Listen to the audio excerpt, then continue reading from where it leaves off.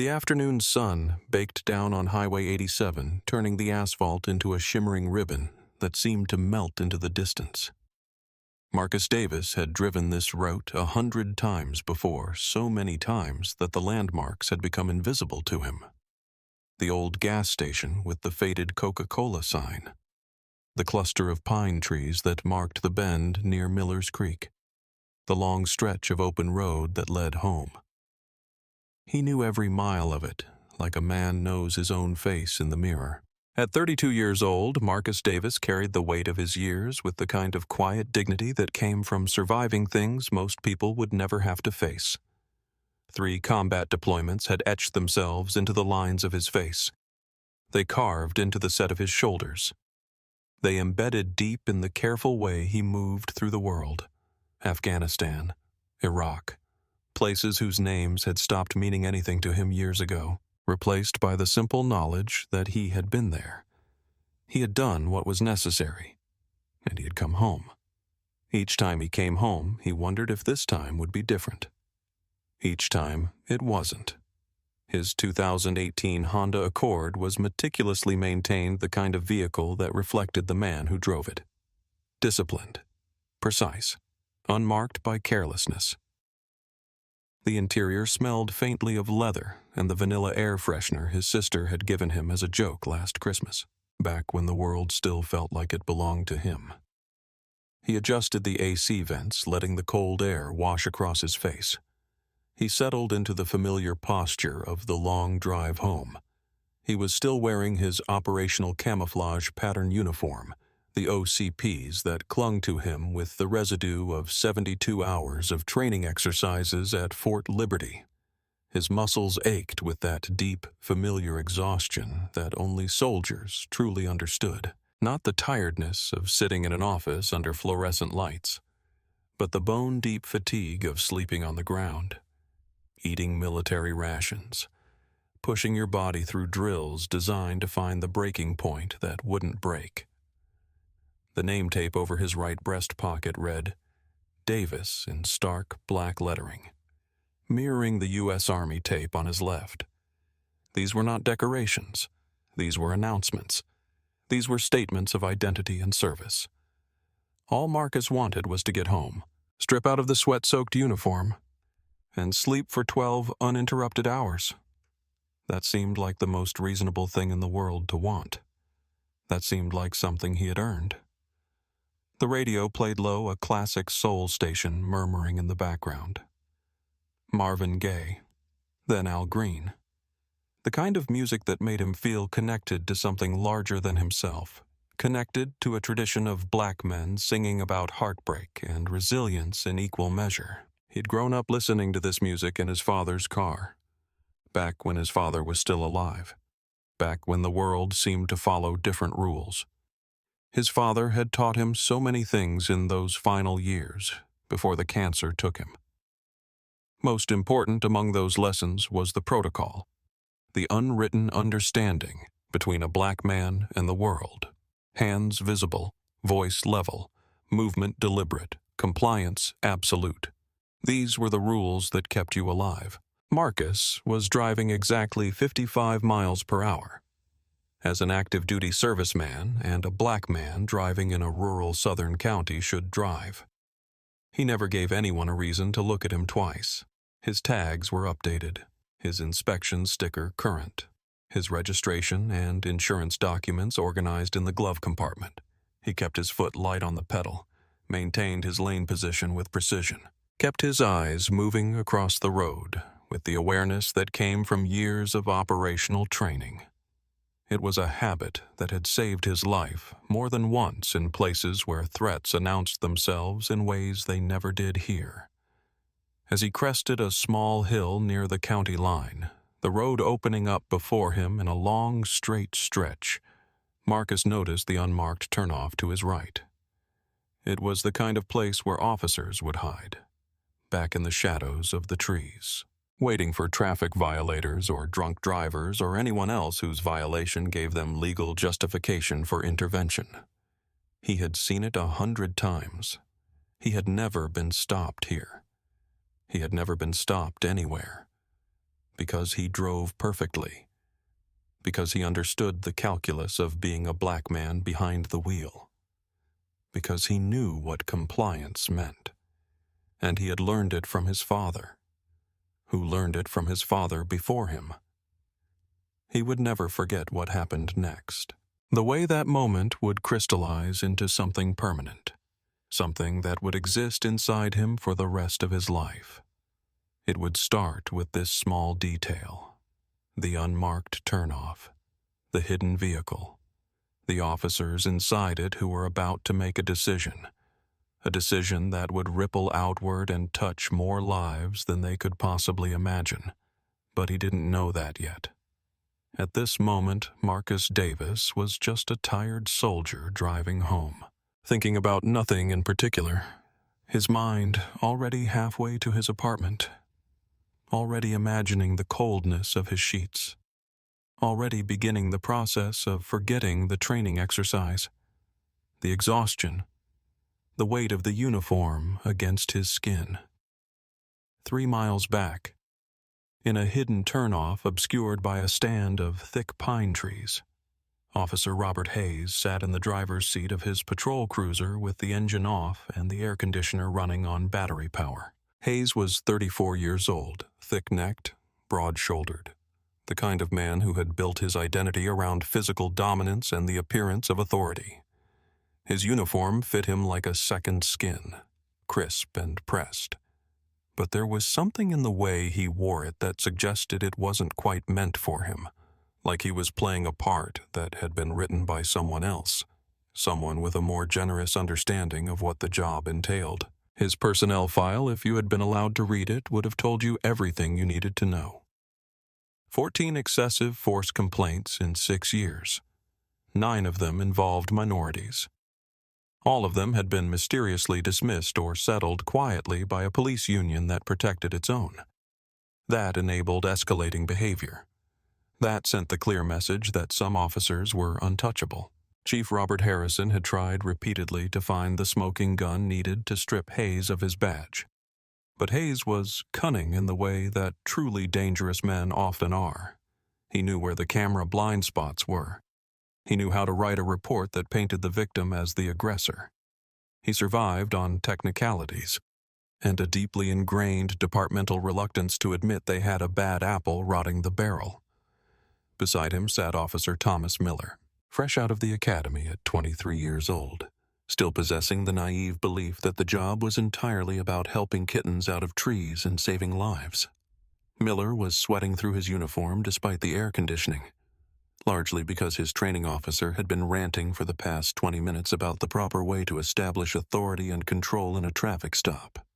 There was something in Hayes's voice that made Miller uncomfortable, not the words themselves, which were about procedure and enforcement, but the tone underneath the words, the current of something darker that ran beneath every sentence. You see, Miller, it's about establishing the baseline. These people come into our town, they think they can just loiter, bring down the property values, act like they own the place. You give them an inch, they take a mile. You have to show them who holds the leash. Miller shifted uncomfortably in the passenger seat, staring out the window at the empty road. Who exactly do you mean, sir? The question came out smaller than he intended, almost timid. Don't play dumb, kid. You know exactly what I'm talking about. The element. The ones who don't belong here. You can spot them a mile away. They don't respect the law until you make them respect it. Miller didn't respond. He had learned quickly in his first months on the job that there were certain conversations you didn't engage with. Certain attitudes that, if you challenged them, would mark you as a problem. So he stared out the window and said nothing. And the silence between them became its own kind of answer. Hayes gripped the steering wheel with white knuckles. His mirrored sunglasses reflected the passing storefronts of the commercial district they had just left. To Hayes, the uniform was not a symbol of public service. It was something else entirely, a license, a shield that justified his worst impulses, a permission slip that allowed him to act on every prejudice and insecurity that lived inside him. In the privacy of the cruiser with Miller, or alone in his apartment at night. Hayes could pretend that this was about something noble, about law and order, about the protection of his community. But the truth was simpler and darker. The truth was that Hayes loved the power. He loved the moment when he pulled someone over. Loved the way fear transformed their faces. Loved the knowledge that they couldn't refuse him, couldn't challenge him, couldn't do anything but comply with whatever he demanded. It was the most honest thing about him. And it was also the thing he would never admit to himself. When Marcus's Honda Accord crested the hill and began descending toward their position, Hayes's entire body seemed to come alive. He sat forward slightly in his seat, squinting through the windshield at the vehicle approaching. "Look at this guy," he muttered, drumming his fingers on the steering wheel. Tinted windows, riding a little low in the back, probably hauling something he shouldn't be. Windows look like they might be too dark. From the passenger seat, Miller leaned forward and peered through the windshield. The windows didn't look too dark. They looked legal, standard. Nothing worth mentioning, but Miller understood that he wasn't supposed to contradict his training officer. "Windows look legal to me, Mitch," he said softly, stifling a yawn and sipping from a lukewarm cup of gas station coffee. "Just let him go. We're 10 minutes from shift change." Hayes's jaw tightened. There was something about being challenged, even gently, that set him off. "Nah," he said, throwing the cruiser into drive and kicking up a cloud of red Carolina clay as he pulled onto the highway. "I saw it. Failure to maintain lane. I'm going to run his plates. Let's see what we've got." The cruiser pulled out with more aggression than was necessary. The tires squealed slightly as Hayes crossed the solid white line. He sat practically on Marcus's bumper, his engine roaring, his presence suddenly filling up the entire road. It was an intimidation tactic, one that Hayes had perfected over thousands of traffic stops.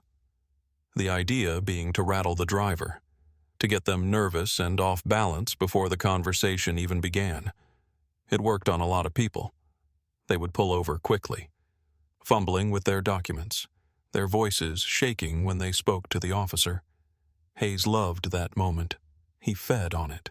Marcus watched the cruiser appear in his rear-view mirror. Already too close, already aggressive. He felt his pulse steady even as adrenaline began to pump through his system. He hadn't swerved. He knew he hadn't swerved. He kept his hands at 10 and 2 on the steering wheel, his mind automatically shifting into the protocol his father had taught him decades ago. A protocol reinforced by the realities of the world, by the knowledge that the wrong reaction to this moment could change everything about how the next hour unfolded. The siren chirp cut through the afternoon quiet like a blade. Red and blue lights erupted into a blinding frenzy behind him, accompanied by the sharp, authoritative wail of the light bar.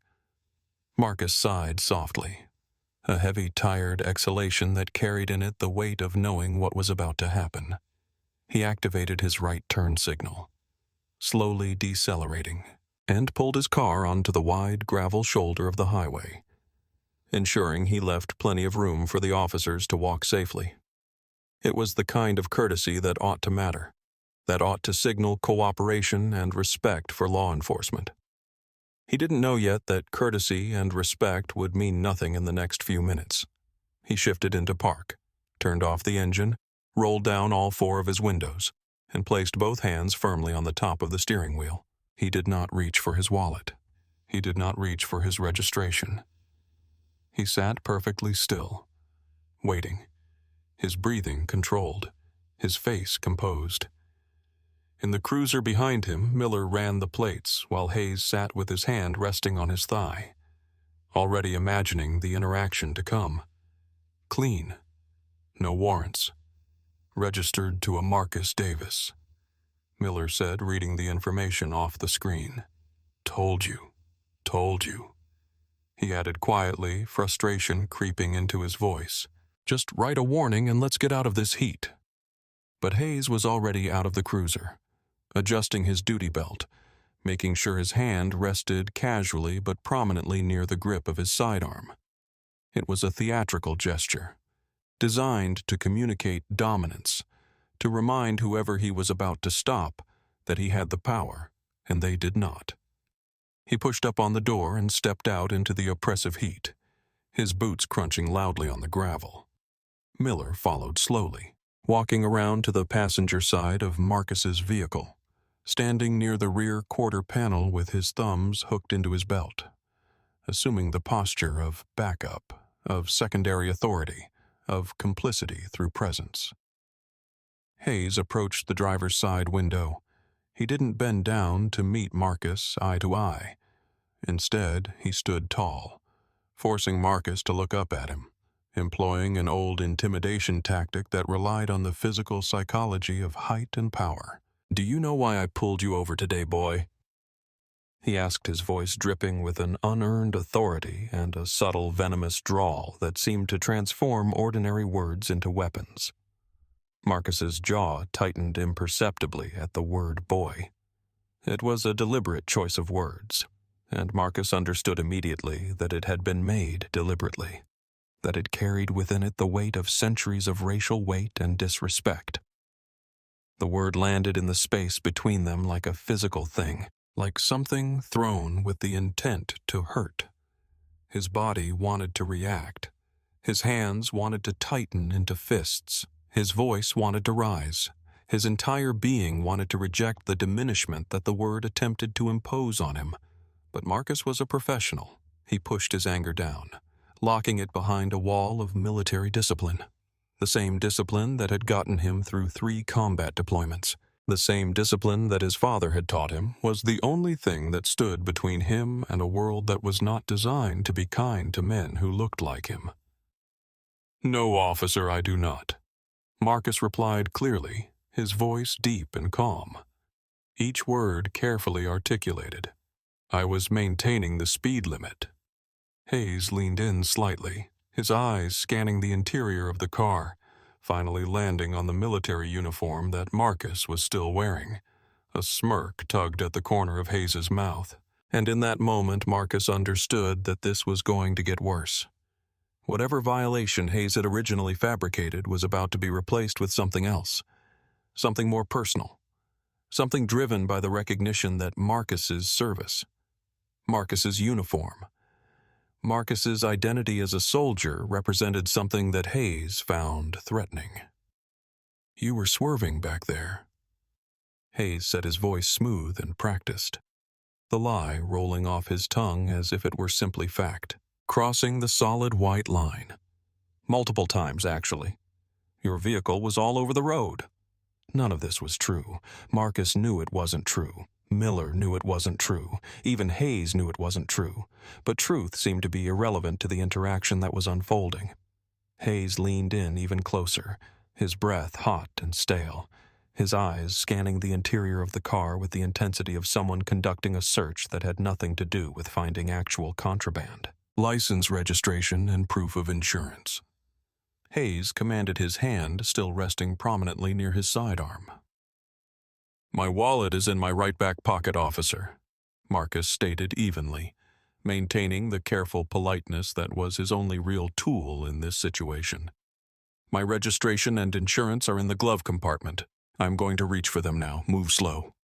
Hayes commanded, his hand tightening over his holster, making sure Marcus understood that any sudden movement would be interpreted as a threat, that the power to escalate the situation remained entirely in Hayes's hands. Marcus reached back slowly, retrieved his wallet with deliberate care, and extracted his driver's license alongside his green military identification card. He handed both to Hayes, watching as the officer examined them with exaggerated skepticism. Hayes looked at the driver's license, then squinted at the military ID as if it were a document from a foreign country. Something suspicious, something that didn't quite make sense. He flipped it over, rubbed his thumb across the plastic as if he could somehow determine its authenticity through touch, and then let out a sharp, mocking laugh that seemed to echo across the empty highway. "Sergeant First Class, huh?" Hayes sneered, looking Marcus up and down with an expression of profound disbelief. "You expect me to believe that? You look a little young and a little too unpolished to be a senior non-commissioned officer." Seems to me like maybe you made this yourself. Marcus stared straight ahead, refusing to meet Hayes's eyes, understanding instinctively that engaging with the provocation would only provide more fuel for whatever Hayes was building toward. "I assure you, officer, the ID is valid," he said quietly. "I'm stationed at Fort Liberty. I'm just heading home from a field exercise." Hayes tossed the military ID back through the window. It struck Marcus's chest and fell onto his lap. "I didn't ask for a life story," he said coldly. "Hand me the registration." The physical dismissal, the tossing back of the ID, the deliberate rudeness of the gesture, seemed to energize Hayes. It was as if the rejection of Marcus's military service, the refusal to accept his identity as a soldier, had awakened something inside him, had given him permission to continue escalating. Marcus slowly leaned over, popped the glove box, and handed over the paperwork. Miller, watching from the passenger side, shifted uncomfortably, even to his jaded eyes. Hayes was pushing the envelope, crossing into territory that the unwritten code of police conduct suggested you shouldn't cross. The humiliation of having his military credentials mocked seemed to trigger something in Hayes, a recognition that Marcus's dignity was still intact, that despite being pulled over on a false charge, despite being subjected to disrespect and belittlement, Marcus's composure remained unchanged. This infuriated Hayes in a way that was out of proportion to anything Marcus had actually done. It was the fury of a man whose authority was being challenged by mere stoicism, by the simple refusal to break under pressure. "You think you're funny?" Hayes said, his face flushing with color. "You think you're better than me?" His voice rising with each word. "Out of the vehicle, now." It was not a request. It was a command delivered with the kind of aggression that suggested refusal was not an option. Marcus opened the door slowly, placing one foot on the gravel, then the other, rising to his full height.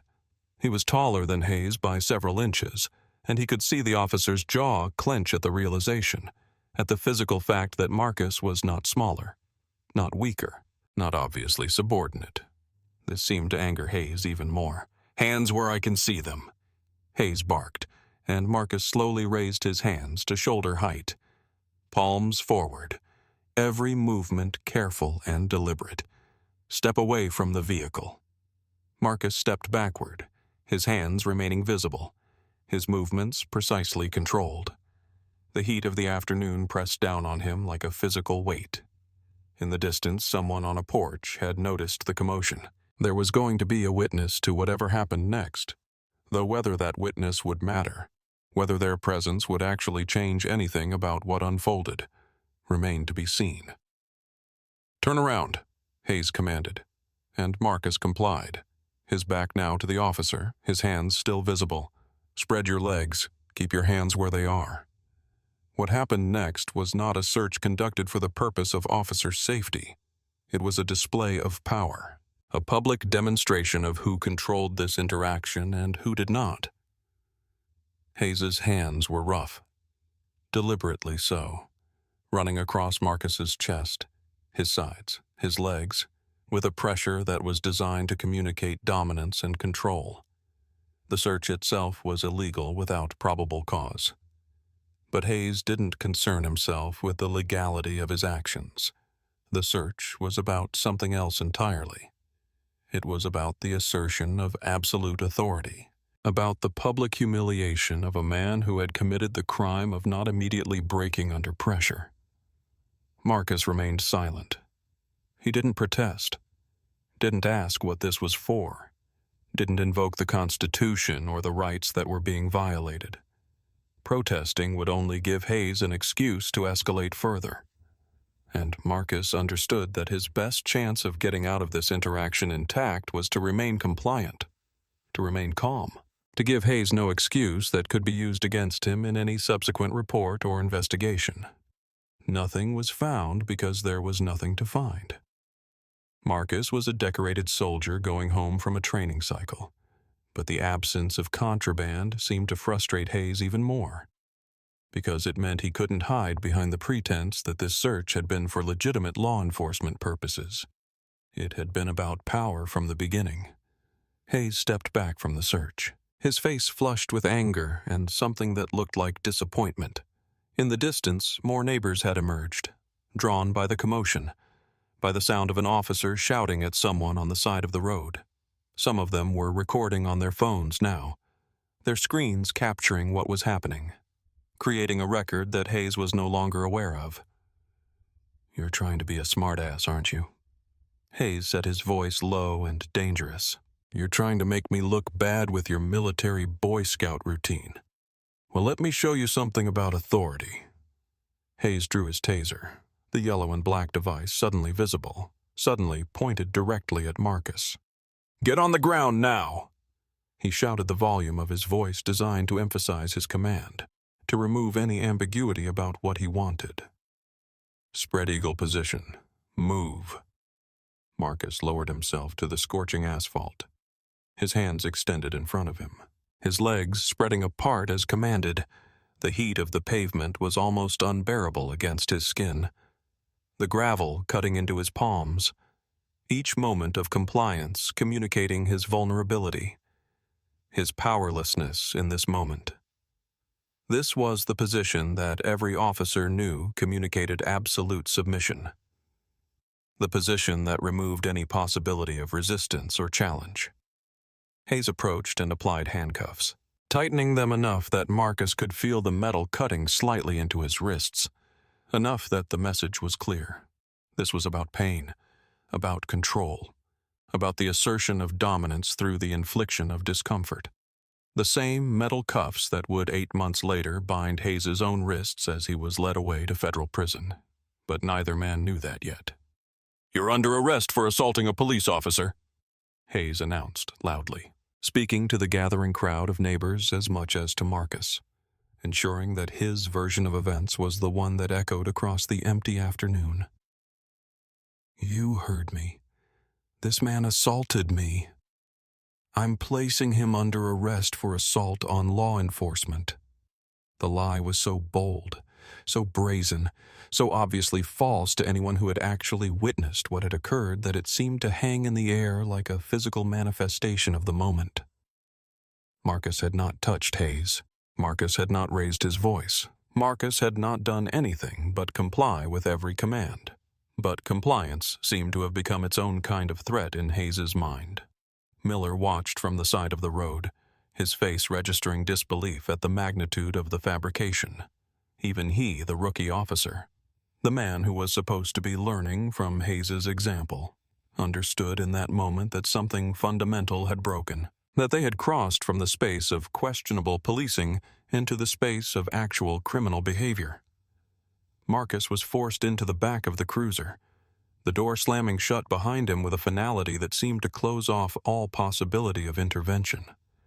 The plastic seats were hot against his skin, the air conditioner in the back not working properly, the entire space feeling like a cage designed specifically to remove any sense of control or dignity from whoever sat inside it. Hayes drove toward the county detention facility with the confidence of a man who believed he was untouchable, who had learned through 6 years and 14 complaints that the system would protect him regardless of what he did. But unbeknownst to Hayes, something had already begun to move in a different direction.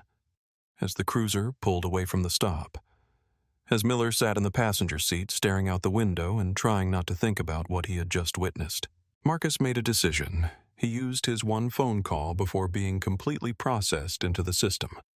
His commanding officer's direct number was something he had memorized during basic training, a number you could call in emergencies, a number that represented a chain of command that extended beyond the local police department, beyond the county sheriff, beyond the small-town power structures that Hayes had spent 6 years navigating. 3 words into the call, Marcus provided all the information that was necessary. "Sir, Highway 87, now." The commanding officer understood immediately. An active-duty serviceman detained by civilian law enforcement on a federal highway required federal oversight. This was not opinion. This was federal law, the Code of Military Justice, Title 10 of the United States Code. was clear on this point. Military personnel could not be legally detained by civilian authorities without proper federal authorization. Within minutes, the Fort Liberty Military Police Detachment received authorization to respond to a civilian law enforcement stop involving one of their soldiers.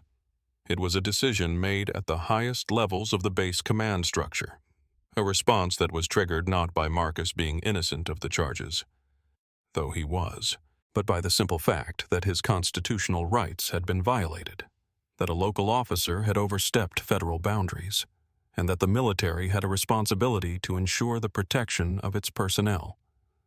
The military police commander reviewed the radio traffic from the county dispatch. He heard the original claim: arrested for assaulting a police officer. He understood immediately what that meant. He understood that Hayes had fabricated a charge, that Hayes had committed an actual crime in the act of making that false arrest. He understood that Marcus's phone call had triggered a response that would involve not just the military, but eventually the FBI, the Department of Justice, and the federal court system. 3 Humvees departed Fort Liberty with heavily armed military police aboard. They traveled at speeds designed to ensure arrival within a specific window, not to commit aggression, but to enforce the law, to protect the rights of one of their own, to remind a local officer that his authority had limits. Meanwhile, Marcus sat in the back of the county detention facility, in the processing room, waiting to be booked on charges that had no basis in reality. Hayes was filling out paperwork, fabricating details about the alleged assault, adding another layer of falsification to the record, creating evidence that would eventually be used against him. Federal agents had already begun the process of accessing his records. The personnel file was pulled, reviewed, analyzed, 14 complaints, 9 involving minorities, all dismissed, a pattern that was visible to federal investigators but had somehow remained invisible to the local police department for 6 years. The stops were tallied, 63 traffic stops in 6 years, concentrated in 3 specific neighborhoods, targeted with remarkable consistency toward Black and Latino women. Every single stop resulted in a tow to Metro Towing, a towing company with a city contract worth $680,000 over 3 years. The money was traced. Officer Hayes received $52,000 in direct payments. Officer Martinez received $43,000. Officer Foster Williams received $31,000. Captain Victor Lang's name never appeared on the payments, but his brother owned the storage lot that Metro Towing used. The rent was $120,000 over 3 years, paid by Metro Towing. The phones were seized. Text messages were extracted. The conversation between Hayes and Martinez was recovered. Lang wants 12 stops this week. Midlothian is easy pickings. Soccer moms don't lawyer up.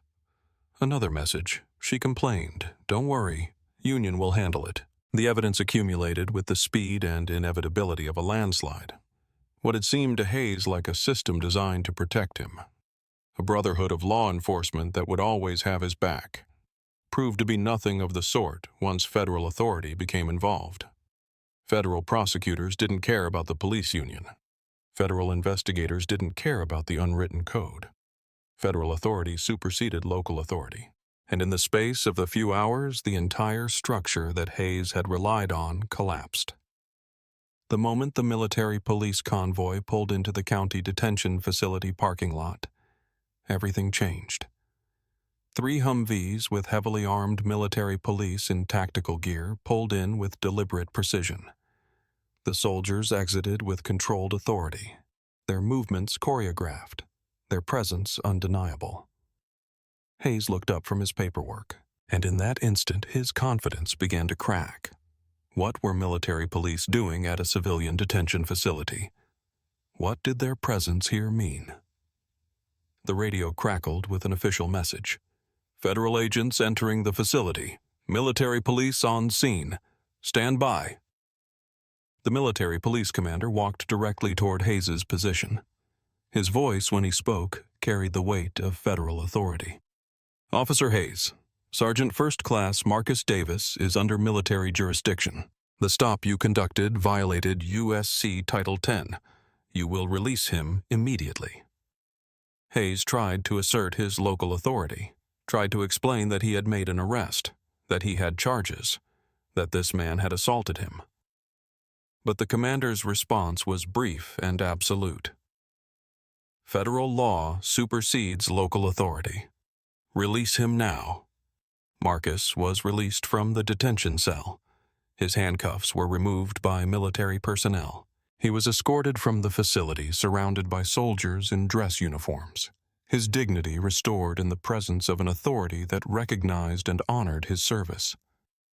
Hayes watched from across the facility, understanding in that moment that his authority meant nothing, that his badge meant nothing, that his lies meant nothing against the power of federal government and the military.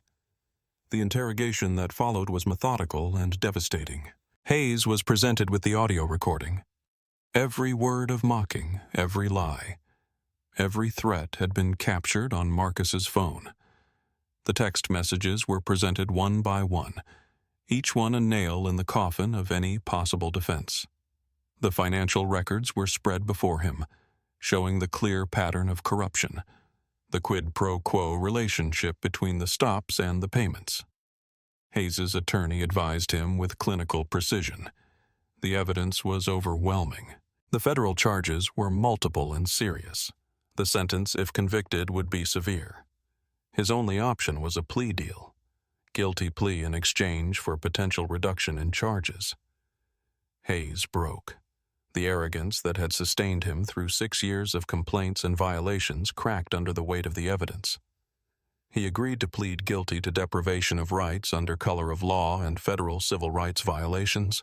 He became cooperative with federal investigators, providing testimony about the quota system, the targeting, the financial structure that had been set up to enable the corruption.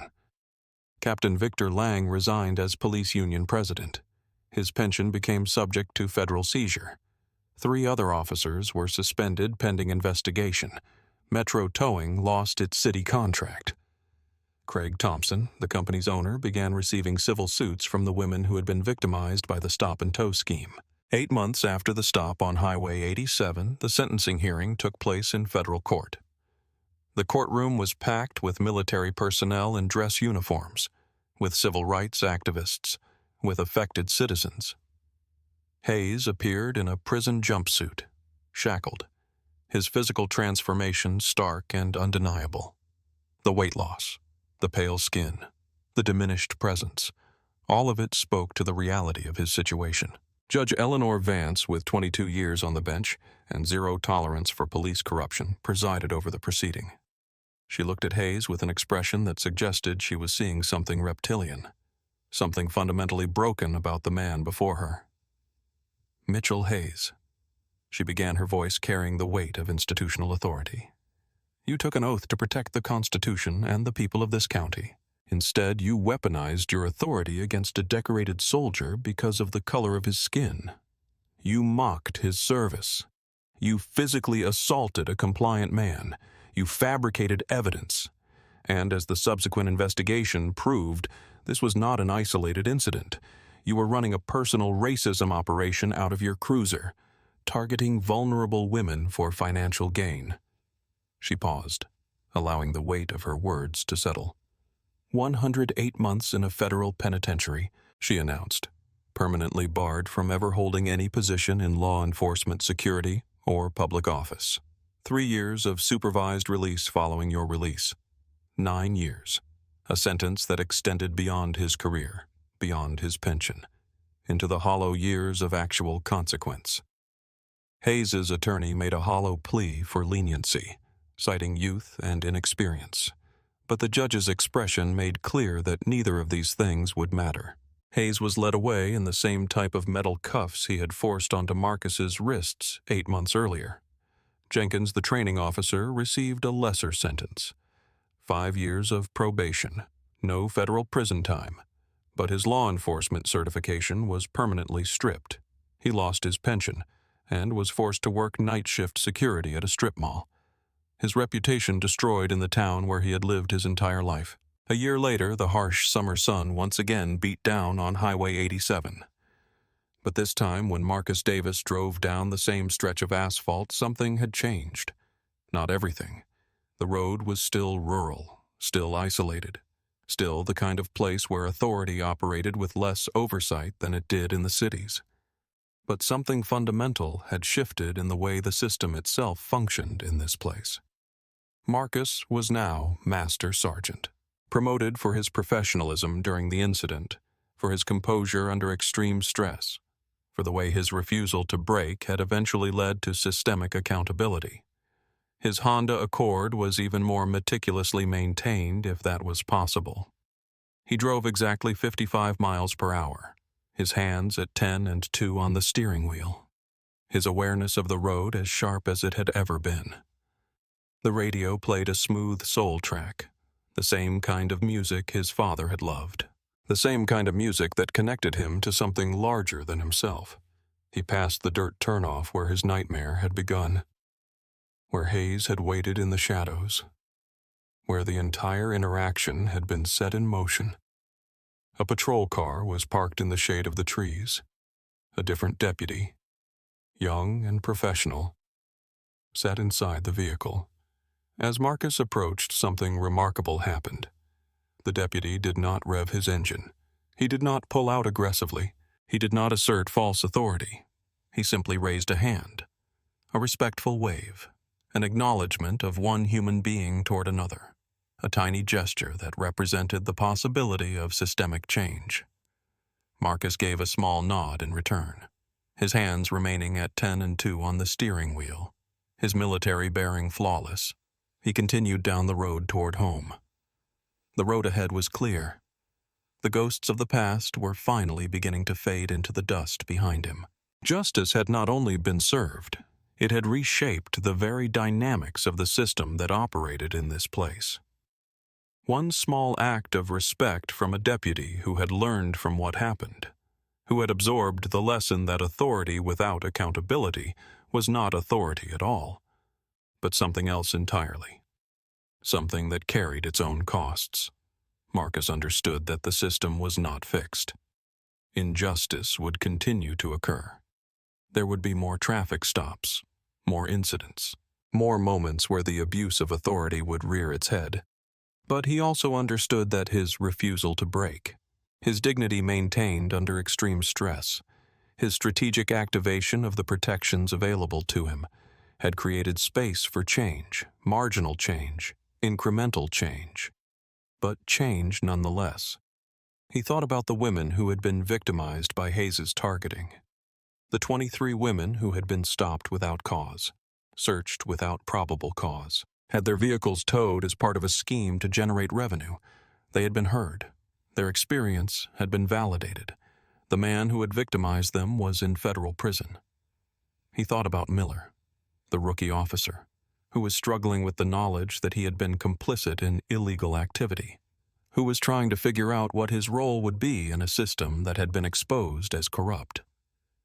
He thought about his father, who had taught him the protocol, who had tried to prepare him for a world that was not designed to be kind to men who looked like him, who had understood that sometimes the only victory available was the refusal to break, the maintenance of dignity in the face of degradation. The apartment was still there, small and modest, waiting for him. He pulled into the parking lot, turned off the engine, and sat for a moment in the fading afternoon light. The training cycle had been completed. The stop had happened. The justice system had functioned, imperfectly but undeniably. The road that had been a place of danger had become something slightly different, and that, Marcus understood, was something. The work continued. The vigilance continued. The need to remain alert, to maintain protocols, to understand that his existence in certain spaces would always require a kind of performance, a kind of careful navigation that his white colleagues would never have to contemplate. But something had shifted. Something had changed. If this story meant something to you, if you found yourself moved by the refusal to break, by the activation of systems that actually worked when given the opportunity, by the small gesture of respect that suggested change was possible, then share it. Not for clicks, not for engagement metrics, but because injustice exists in patterns, and patterns only change when people refuse to look away. Your voice matters. Your refusal to accept injustice matters.